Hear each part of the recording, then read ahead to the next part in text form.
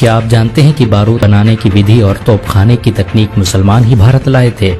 मुसलमान अगर भारत न आते तो भारत के पास ना तो परमाणु बम होता और न ही दिल्ली और आगरा जैसा शहर।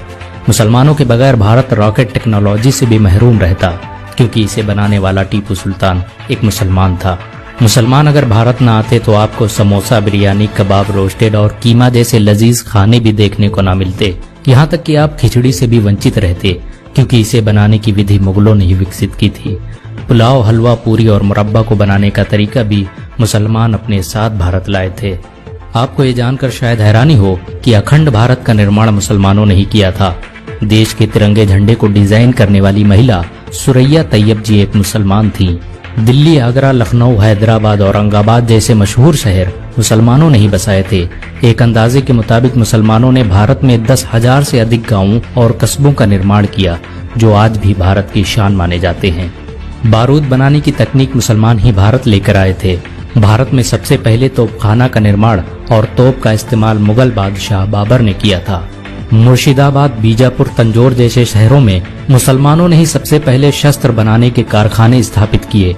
ये भारत के पहले कारखाने थे जहां पर बंदूकों, तोपों और रॉकेटों का निर्माण किया जाता था। मुसलमानों के आने से पहले भारतीयों को बंदूक बनाने की तकनीक के बारे में कोई अंदाजा नहीं था। अगर मुसलमान भारत न आते तो यहाँ के लोग सदियों तक इस टेक्नोलॉजी से वंचित रह जाते। आपको ये जानकर हैरानी होगी कि खजूर, फूल गोभी, नींबू, धनिया, सेब, संतरा इत्यादि के पेड़ मुसलमान ही भारत लाए थे। मुसलमानों ने ही भारत में सबसे पहले इनकी खेती प्रारंभ की, जो बाद में भारत की प्रमुख फसलें बन गईं। बहुत कम लोग जानते हैं कि साबुन का आविष्कार सबसे पहले मुसलमानों ने ही किया था, और जब तुर्की के मुसलमान भारत में दाखिल हुए तो उनके साथ ये तकनीक भी भारत आ गई और धीरे धीरे साबुन का इस्तेमाल पूरे भारत में होने लगा। मुसलमानों के आने से पहले भारत के लोग रेत का इस्तेमाल करते थे। दुनिया के 7 अजूबों में भारत के ताजमहल का नाम भी आता है, जिसका निर्माण शाहजहां ने करवाया था। अगर मुसलमान भारत न आते तो भारत एक अंतर्राष्ट्रीय पहचान से महरूम हो जाता। मुस्लिम शासकों ने भारत में 6 लाख से भी अधिक इमारतें बनवाई, जिनसे हर साल भारत सरकार अरबों रुपये की कमाई करती है। इन सभी जमीनों का लेखा जोखा वक्फ बोर्ड रखता है। सिर्फ ताजमहल से ही भारत की हर साल अरबों रुपये की कमाई होती है।